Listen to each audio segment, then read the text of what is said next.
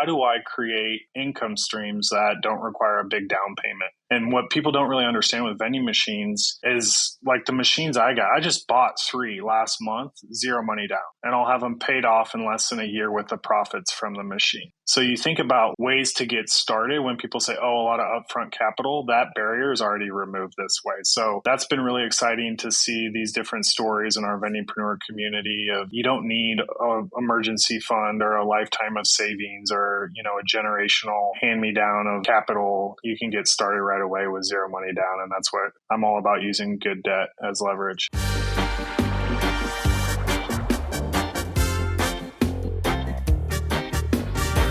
Yo. Welcome to Find Your Freedom, the best entrepreneurship podcast. Being an entrepreneur is hard. That's why we created findyourfreedompod.com to compile all the resources you need to find your own freedom. And be sure to join our newsletter for tips and tools for aspiring entrepreneurs and to connect with our huge network of entrepreneurs. Welcome, Mike. We're super excited to have you on with us today. Thanks, Jonathan. Grateful to be here and a huge fan with your podcast. And a big reason is the whole freedom theme is something I'm very passionate about. All right. What's up, Mike? Welcome. How are you, Doug? Yeah, thanks for having me. Doing good. Thanks for coming on. Mike, I came across your Twitter profile almost a year ago now, and I've loved watching your growth on that. And it's really obvious to me why you've grown so much in that time period, because you are just preaching passive income. Here's all the ways that I found to do that. And here's some new ways that I'm even finding as I'm going through this process. And I really think that reaches an audience of people. I had a coffee with a buddy yesterday, actually just a dad from the school. It's just like, I want to find something passive. I want to have more time with my kids. And I'm like, well, there's so many different ways out there. And here you are to give us some options on that. So can you kind of talk through sort of where you are right now and what you're preaching through Twitter? Yeah, so it's interesting because Twitter, my account's not even I think last September, probably right at a year old. And there was a lot of get rich quick and a lot of these schemes with e-com automation and nothing against any of that stuff. But what's really interesting is I'm big into like tangible assets that you build systems to make passive. And so I have a bunch of assets and income streams that I've streamlined, whether that be my vacation rentals or vending machine routes or just even Bitcoin mining. And I mean, literally, I've tested it all. I do have an Amazon FBA store, so we just ramped up going into the holiday season. But I outsource and automate everything. So, I have 5 businesses and I spend probably 2 hours a week on all of them combined. Wow. That's so awesome. That's beautiful. So one of the ones that initially jumped out to me was you called yourself a Vendingpreneur. Can you expand a little bit on just how you even got into running vending machines and how that's progressed over the last few years? Yeah. So as you guys know, interest rates aren't friendly right now. And so during COVID, I was just looking at other ways to how do I create income streams that don't require a big down payment. And what people don't really understand with vending machines is like the machines I just bought 3 last month, 0 money down. And I'll have them paid off in less than a year with the profits from the machines. So you think about like ways to get started when people say, oh, a lot of upfront capital, that barrier is already removed this way. So that's been really exciting to see these different stories in our Vendingpreneur community of you don't need an emergency fund or a lifetime of savings or, a generational hand-me-down of capital. You can get started right away with 0 money down. And that's what I'm all about, using good debt as leverage. That is so crazy. So, I mean, we all see these vending machines sitting around at, different businesses and, they're everywhere. And I think I've kind of heard of them as being a business, but how did vending machines come into your life? Well, for my day job, just traveling, as you see it, like you mentioned, Doug, seeing them around.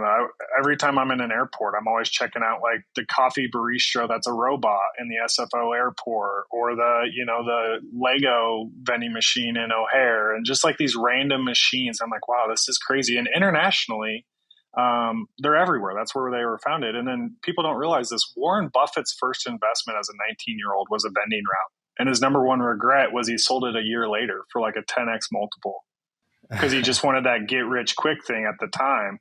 So that's kind of what got me super intrigued about it. And then obviously it's very concrete. You know, you buy a soda from Costco for 30 cents, you sell it for $1.50, and the margins are, you control the whole process. Wow.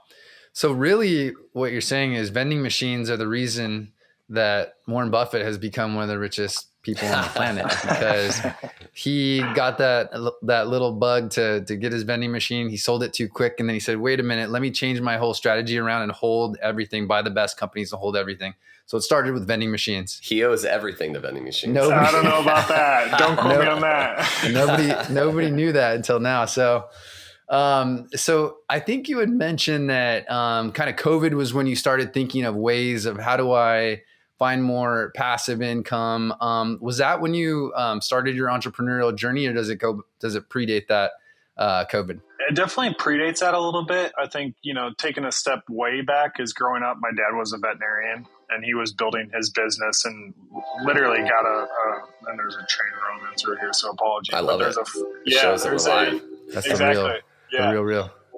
But I mean, he built up his business. He was going 45 miles for pet calls and, you know, all these vet trips. So you started to see like how to get market share. And then you also see like, well, the way he did it, he could have streamlined and been more efficient using technology. So that kind of was always a passion of mine. But it really started, Doug, when I was in collegiate athletics as a strength conditioning coach. I was making $1,200 a month working 60-hour weeks. Wow. And sometimes I'd come home and factor my hourly rate, and it wasn't even minimum wage. Like, it was a salary position, and they kind of had me there. And so I got a $70K rental in St. Louis, Missouri at the time.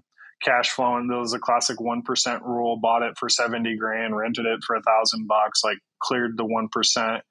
But then, you know, that $300 a month in cash flow.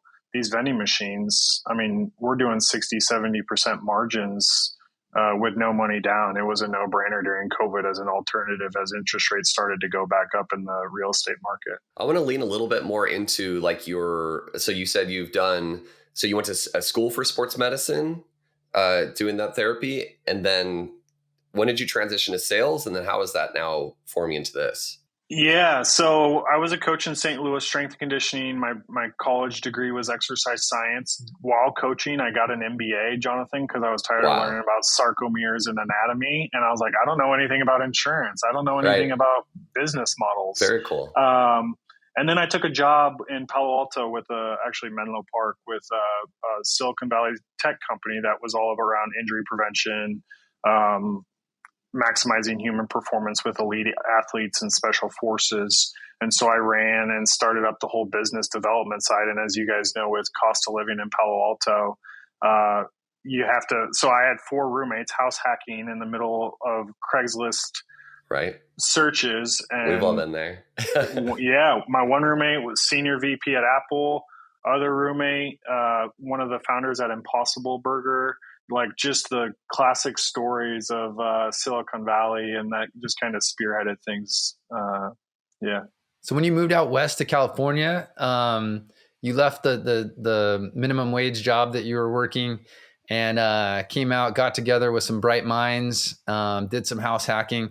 At what point there did you buy that first property? Because it sounds like that was kind of the beginning. Yeah, so I got the $70K house in St. Louis, moved out west, got a second house back in St. Louis because I couldn't afford anything out west. And then we moved up to Oregon about right before COVID, 2018, did a 1031.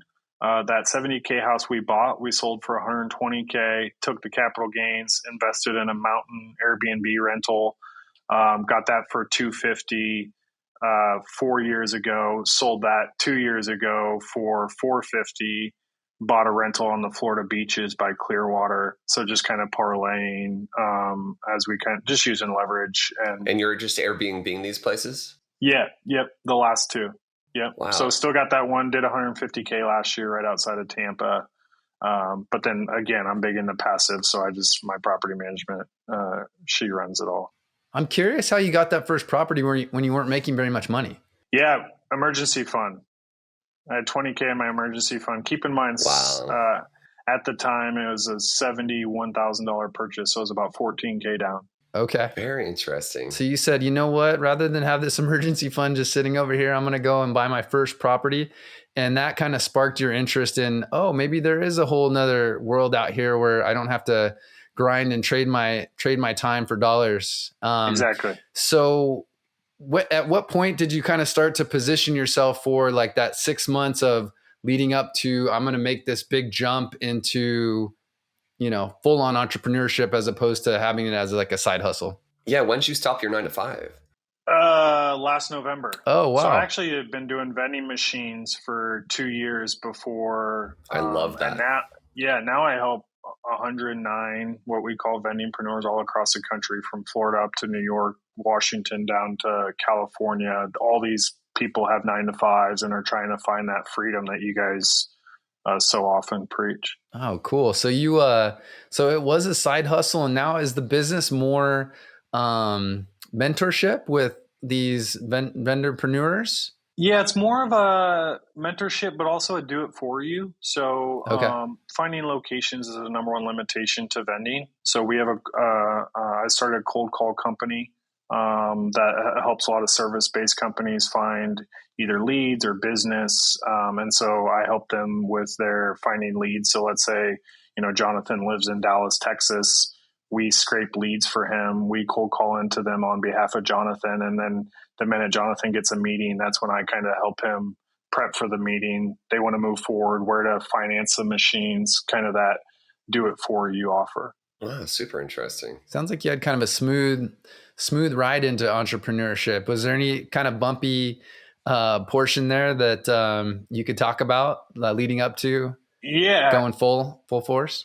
I mean, making $1,200 a month was definitely a bumpy using your emergency fund and never looking back. What's the biggest downfall? I mean, it sounds like rainbows right now with vending machines. What is the real challenge with that? Why doesn't everyone just have 10 vending machines? Finding locations for sure is the downfall, but I think at the end of the day, the product still needs to get into the machine to sell. Right. And if you don't systemize that process, then it's not passive. And so that's where, for me, I've literally systemized that process. I've found where to source products. So if we talk on the surface, Costco has free delivery. They'll deliver via FedEx in 48 hours above $70. Well, all my inventory for however many machines is never below that. So get boxes, they go into a landscaping shed in the backyard of our house. Our operator comes by on Mondays. He gets paid on a percentage of profit. So if these machines aren't stocked, he's not getting paid. And so there's that feedback loop. And then he tracks the inventory via the app of the credit card reader. But for those people getting up and running that are like, oh, I don't know how to systemize, or literally for my operator, I posted a job on Craigslist and said, if you're a morning person, early riser, or a night owl, I don't care when you stock these, once a week. And I had 40 applicants in 48 hours. Oh, wow. Yeah. For a minute, $20 an hour. So I think the biggest limitation is people thinking about a systems-based approach. All right. So can you give us, I know a lot of the audience is going to want to hear, all right, this sounds awesome. What do I do to get started? What's the real process? Yeah. So if you're going to do it yourself, think about the booming of real estate pre and during COVID, all those high rise luxury apartments that both of you see driving to the grocery store that are got movie theaters in them, got freaking saunas. They want to charge a premium rent. And so with that, they want to keep rent high by offering modern amenities, aka micro markets, modern vending machines. Swing by, introduce yourself. Literally, I had 2 meetings before I had a business name, before I even knew where to find vending machines. I was just passionate about helping people eat healthy. And so I wanted to provide healthy alternatives. And both of these new high rises had no vending machines. And right away, they're like, we want to move forward. I was like, wow. I better figure out how to do this. I was going to say, that's so cool. I love having entrepreneurs on that are starting something alongside their other things, instead of saying, I'm tired of my job, I quit. All right, now what am I going to do? It's just, it just seems like such a less stressful, less risky, like such a more wise way of doing it. And I love how you were planning ahead, and before you even start, like, oh, I need to come up with my business cards and I need to have a website. A lot of people put so much time into that and so much less time into actually getting the business going. So the way that you're telling right now, I just wanted to really like point out to the audience, like, this is such a wise way. Like, make sure there's a market fit, make sure that your ideas about vending machines can actually get into action. Someone actually wants to, use you before you go get a bunch of business cards and put, a couple hundred into a website.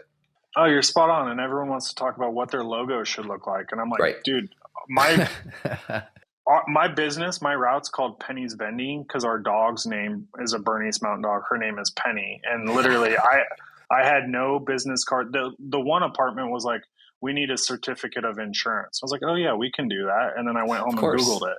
Yeah, of course. Yeah. But you're spot on, Jonathan. I have so many people reach out to me and they're like, hey, I got these vending machines. My first question? Oh, what type of locations are they put in? And guess what their answer is? They're sitting in my garage. Yeah.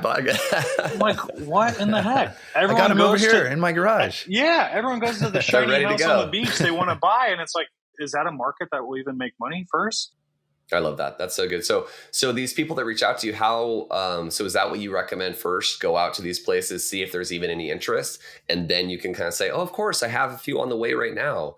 And then just move forward. Well, I definitely wouldn't lie, but I would literally say, yeah, I'm a vending entrepreneur and I'm big in modern amenities, local, healthy. And I don't have a partnership with Pepsi. So if you want Coke, we can do that in the machine. Right. And right there, you're already offering a service that they want.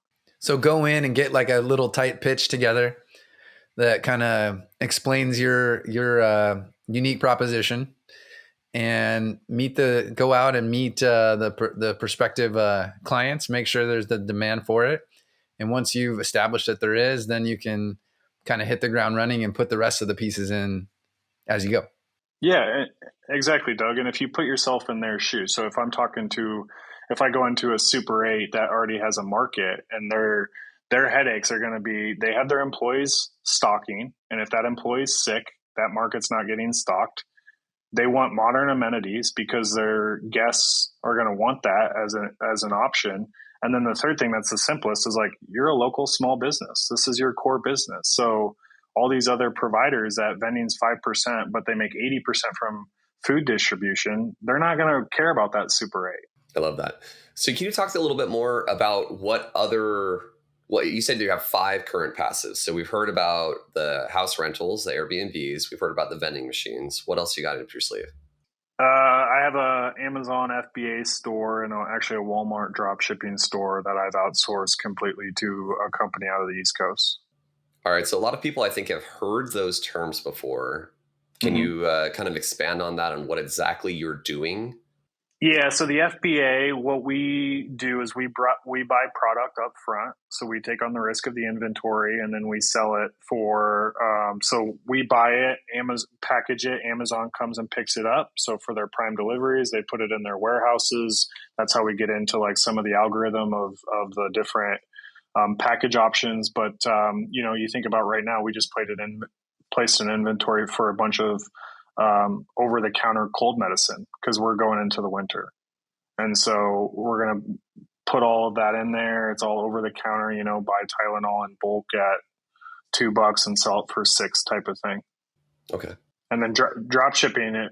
We have a 2-step method. So Doug buys some Tylenol, we buy it, then ship it to Doug. Oh, got it.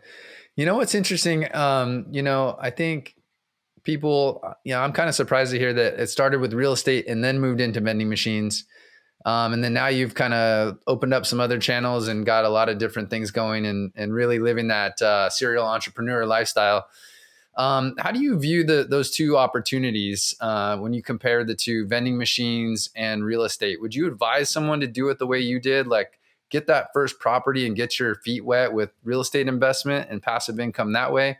Or do you think maybe going the vending machine route is potentially kind of an easier entree into doing your first entrepreneurial endeavor? Yeah, that's a good question because I'm always trying to expand in real estate and in vending at the same time. I think Yeah, the great thing about vending is there's very minimal capital upfront needed. So right away, that's what I was thinking. the down payment friction that you have as an entrepreneur of like, how do I afford, like, it doesn't really matter what interest rates are because you're going to have that machine paid off in less than a year anyway, just Right. from profits. Where with real estate, it's high risk, high reward. You buy that house now, it could be worth double in 2 years. It could be worth half in 2 years. You just kind of don't know. But I mean, at the end of the day, real estate's real estate, and there's only so many homes and so much land that people can buy. So it's not going anywhere. So, and the other side for both, if you want to talk about both asset classes, is they both have massive tax advantages, depreciation with machines, depreciation with cost seg studies, all those kind of items had that unique value in both asset classes. Yeah. Yeah. So I think either way can work potentially. Obviously with real estate, it's a little bit higher barrier of entry. Not everyone, wants to take their entire emergency fund and just dump it into a property and hope it works out. It sounds like it worked out great for you, but maybe some would prefer to go with the lower barrier of entry with the vending machine and take that route as a starter. Now, Mike, what I've been hearing from you a lot is you keep kind of hinting at your systemization, and I'm kind of getting the sense from you that that's a big superpower of yours, and that's how you've become Mr. Passive, is by creating these beautiful systems that kind of help the business run on its own. What do you consider your superpower, and how have you kind of had all this success so quickly as a new entrepreneur? Yeah, that's a great question. I think I've read two really good books on that. You think of like Buy Back Your Time by Dan Martell, and he really challenges you to quantify your hourly rate and set that at a rate that is like way out there and a very reaching goal. And with that, that teaches you what you can delegate. And like, I'm biased, right? Like, my background's in sales. Well, someone comes through as a lead, someone comes through as a cold call. It was very hard for me to delegate that to someone else. But the minute I did, now I could focus on my business and not in my business. And I 10x'd my business just from like examples like that of building systems where you literally go down that checklist of how do I automate it?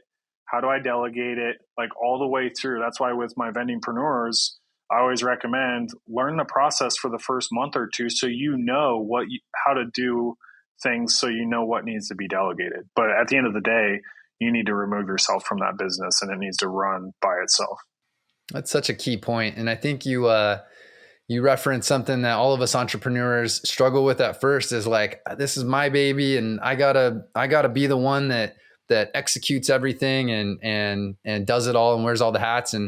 And then once you do that first delegation and you see the power of, handing up to somebody who can potentially do it even better than you can, and then you get to multiply yourself by delegating more and more and more. It's such a powerful system that gives you your time back and allows you to grow.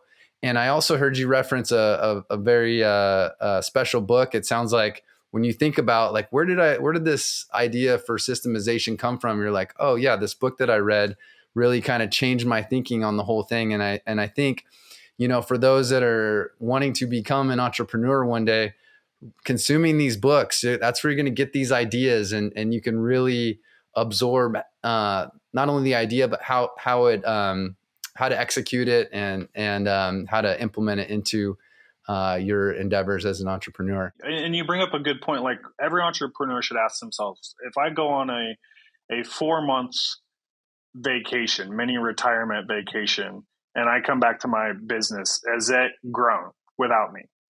And if it hasn't, then you're the bottleneck. And that's Right. not like, reliance on you is not a good thing. As much as it might stroke your ego, that's not a good thing. That's a great point. Yeah, it sounds like you're such a great mentor to so many others. Have you had any other, besides just, consuming from books, have you had any other special mentors that have helped you along in this journey? Yeah. All the way through, like starting with my parents and then just different folks that I've met, and I'm big in like investing and networking. Never Eat Alone is a book that really kind of taught me the whole, before I ask something from someone or need something from them, I got to provide value first. So like that whole networking effect of you got to go out and provide value first, whether that's buy them a cup of coffee or do something for them, has always kind of led me to that mindset of, leaning on others that are 2 to 3 steps ahead of you that can hopefully teach you some potholes to avoid that they went through. I was wondering if you could talk through a little bit. Some of the entrepreneurs that we have had on really kind of concentrate on one specific business. Say, this is the one that's getting me my best ROI. This is the one that I'm best at, or I feel like my skills align best with. But you have these 5 businesses. Can you talk a little bit about the pros and cons of those 2 sides and why you've decided to be a little bit more diverse with yours? Yeah, Jonathan, it's really interesting because I had an Airbnb course built out, and everyone through my organic posting wanted to talk about vending. And I was like, I don't understand why vending, like it's just vending machines. But then I like back to listening to your customers and where the Right. demand is, like it would have been dumb for me to go down the path of both courses, confuse my audience, like all of that. So I went all in on this more do it for you offer with Vendingpreneurs. But then with Vendingpreneurs, our number one outsourced expense was cold calling. So then 2 months ago, started a cold calling business for service-based companies, and now Vendingpreneurs hires them. So I'm all about like that vertical integration approach, but also leveraging them. And then like a lot of my network and friends are people that have Airbnb management, that have roofing, that have all these you talk about painting and bend with TJ, like I have all those kind of friends. Well, that cold calling service could be of use to them too. So it's kind of like back to Doug's question with networking is like, now I truly have, I think Nick Huber does a great job of this, of like, okay, if I'm spending all this money on cost seg studies for all my properties, why wouldn't I just start a cost seg company? Right. I love that. That's a great answer. Is there, what's your biggest pain point right now between the businesses? As you're talking about vending machines, I'm thinking about vandalizing them. I'm thinking about, you said like, oh, well, if the hotel employee gets sick that stocks it, they're not going to get it stocked. Well, what about your employee getting sick and then you have to go stock it? Can you talk through a little bit of some of maybe the dark side? Yeah. So and how you resolve those? yeah, so I definitely have. My wife's a coach, and you always have that, like, well, if my offensive coordinator leaves, how am I going to backfill? Kind of thinking in Mm-hmm. that list. So I've always had my operator's an A-plusser, but he is a human, and life happens, and so I've had a couple alternatives in the queue ready to go. But I think, yeah, you're right too. Like, kind of the machines I use, I always buy new that are under warranty because I don't want to deal with machines that break. Again, machines are machines, whether it's my MacBook here or whether it's the vending machine. And then the other dark side is just management of people, right? And so that's where I try to do a lot of asynchronized management, Loom videos, like a lot of my offshore virtual assistants. I don't have meetings at all. It's literally Loom videos. And if they have questions after watching the Loom video, then we'll have a WhatsApp chat. But there's that asynchronized SOP that systems need to run themselves while you remove yourself. Can you clarify that term for those that haven't heard it? Asynchronized. Yeah, so basically it's one to many type. So that Loom video that I film on how to onboard a new client, whether it's Doug doing it or Jonathan doing it, it's the same video. Both of them could watch it and run that playbook without having to do meetings with Doug and Jonathan to get them trained up. That's such a beautiful concept. That's something I struggle with so much in my business. Like there's been so many things where I'm like, I've taught this same thing personally, one-on-one, a million times. I need to create a video for this, or I need to have someone on our team create a video for it. And man, it sounds like your brain is just really kind of wired that way. Like, let me do it one time, learn it well, and then put it together in a piece of nice, tidy piece of content that I can share with all the people that I onboard to get them trained up. So that's a really beautiful way to handle it. Yeah, and that's, it's such a challenge because you can do it twice as quick than having them do it. And if you have to teach them how to do it, now you have to add one more thing. But you think about, do you fish for them or do you teach them how to fish? Because if you fish for them, you're doing a disservice to both of you. Right. And that's just going to come back and bite you in the back end someday. Have you had your breakthrough moment already where you're like, all right, like I've really found my sweet spot here. I can see us scaling now and this is going to turn into a big thing? Or do you feel like that's just right around the corner? I'm kind of trying to figure out where you are. So you're scaling, you're still starting new companies, you're cold calling companies just a couple months old now. Like, where are you in the transition into this Mr. Passive lifestyle? Yeah, I definitely think we're at this kind of influx of, I think where my mind goes is I don't want a ton of vendingpreneurs, Jonathan. I don't want to bring in 50 new customers every month. Yeah, that was my next question. Yeah, I think now. When do you get saturated? Yeah, exactly. Well, that's the great thing is now a lot of my first students that started in January, like Jason up in Minneapolis, he has 25 machines now. So now he's like, hey, I want Minneapolis exclusivity for vendingpreneurs, and I want you guys to keep cold calling for me because you are a multiplier. You're the marketing budget to our team. Right. And so now, like, it's kind of like pumpkin playing, the whole book of like, take care of your biggest pumpkins and weed out your rotten ones. And so that's kind of, we're at this influx point with vendingpreneurs where it's kind of, we have a wait list and we're taking a couple a month, but we're being very selective on the fit. I love that. That's super cool. One of the questions that we ask all of our guests is to just personally define what entrepreneurship means to them. Man, put me on the spot with that question. It's great because it's personal and there's no right or wrong. What does it mean for you?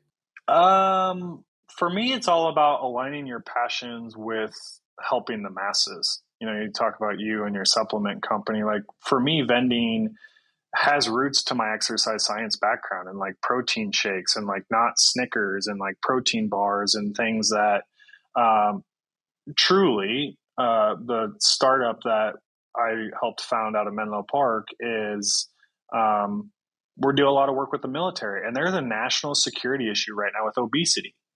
And high school graduates can't join the military because they can't pass the PT test. Wow. And so like that is at the root of vending. Like if we can get these vending machines out there with healthy options and have an impact on society, there's that kind of gross mindset that's always burning in the fire, burning inside of all three of us of like entrepreneurship of we can do more. You can't just settle here. You can do more. And I'm not talking about more revenue. I'm talking about the purpose behind why you started what you started. Right. Absolutely. I love that. It's super cool. Was there one piece of an impactful career advice that you received that helped you in the transition? Or did you really kind of just, oh, you know what? This looks like kind of good. Let me figure this out a little bit. It sounds like you've had a lot of growth and a lot of kind of pivots in the last few years. Yeah, that's a really good question. I like your comment earlier that I keep coming back to is like hedge your bets with your 9 to 5. Mm-hmm. You don't have to jump today for your idea that is waking you up in the morning, not your day job. You can do both. And I think that's such a great, Justin Walsh talks about it a lot, is like, you guys can go chase that fire in your stomach that's getting you out of bed in the morning while you still work your 9 to 5. And I would just encourage, it's so easy to kind of be solution focused with that passion you have while still, working that day job. For all the listeners that aren't catching these shout outs that Mike's giving, I think Mike is in the same boat as me that Twitter has been one of the best educators for me at this last few years of my life, where there's so much people who are at the top of their industry are on Twitter sharing their expertise and insight for free with you.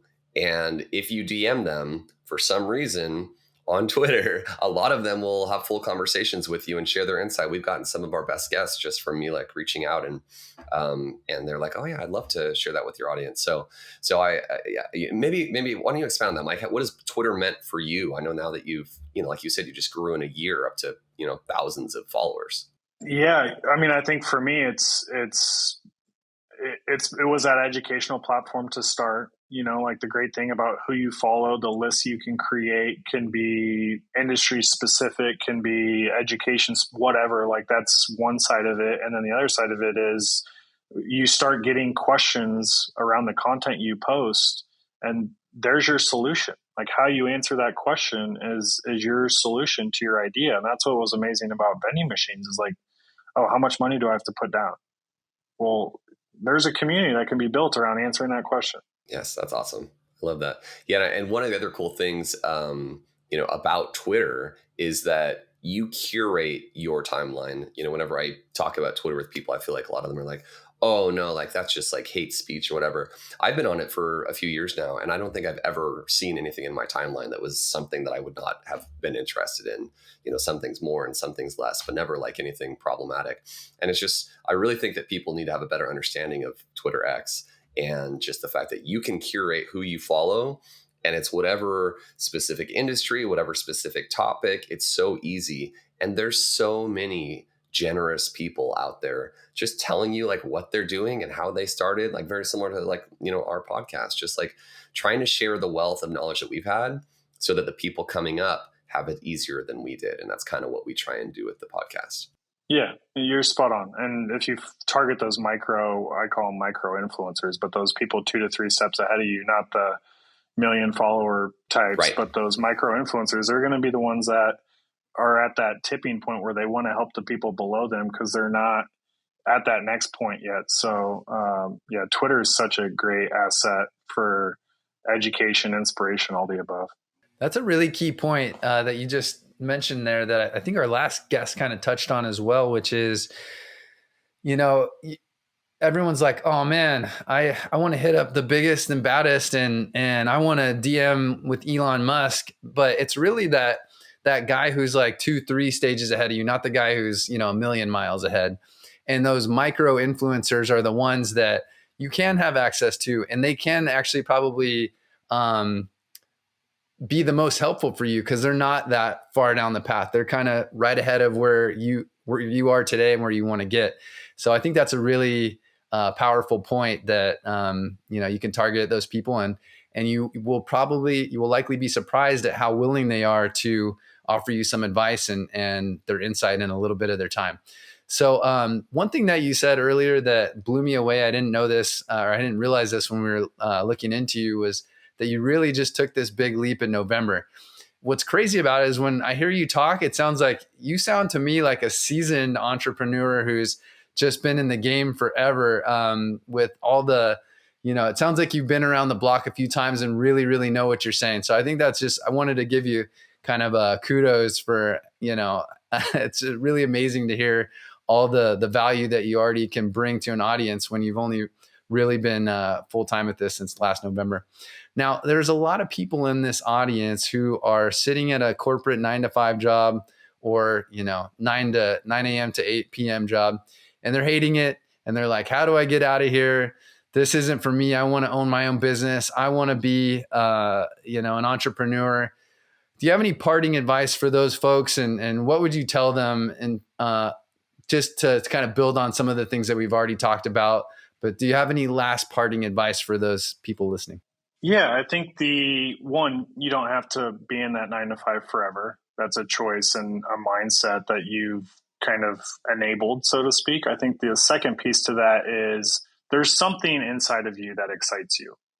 And there is a way, like Jonathan was talking about with Twitter, to start sharing some of that out there. And when you start getting feedback, that's going to shape something that people will pay for to get those answers from you. And so at the very top of the funnel surface, like take that idea and start just sharing it, and don't even care what kind of likes, responses you're going to, and start engaging with those people 2 to 3 steps ahead of you in that kind of niche or whatever. And then when you start getting questions, that's an idea that people will pay for. And pretty soon they'll be paying more than your 9-to-5. I love that. That's such great advice. It's so incredible to me you're going to be episode 42 for us, I believe. Through all of these discussions with all these incredibly wise and successful entrepreneurs, how everyone's path is so different. Where they started, where they came from, how they found their own freedom. It's just such a beautiful thing. And I love how, we've really kind of stumbled upon with this podcast, how diverse, and really anything that you have an interest in, you can find a way to make it work for you. And I love how you reference just through Twitter, being able to, reach out to people and really find your own path with that. So thanks so much for sharing your specific path. I think it was super interesting. Yeah, thanks for having me, guys. I mean, I think what you're doing is so inspiring. I mean, you're getting access to 42 people and how they do things and taking what tidbits you think are the best of each. Like, that's just, again, back to how you can get ahead in life is that growth mindset, and taking those lessons learned from others and mistakes to avoid, and applying it to your own kind of journey. Thanks, Mike. I appreciate it. I know that people are going to want to reach out to you. Where should we send them to connect with you? Twitter. Yeah. Mr. Passive. Yeah. Twitter's that's our big rock with I'll answer DMs if people want to like get it to my newsletter through Twitter. There's a link in the bio, all those kind of fun things. Awesome. Cool. So I'll do a link to that in the show notes for everyone. But Mike, thanks again so much. This was really insightful. I personally learned a ton from this. Jonathan, Doug, thank you for having me. Honored to be on your guys' show, and just love where you're going with the whole freedom vision. Thanks, Mike. Thanks. Being an entrepreneur is hard. That's why we created findyourfreedompod.com to compile all the resources you need to find your own freedom.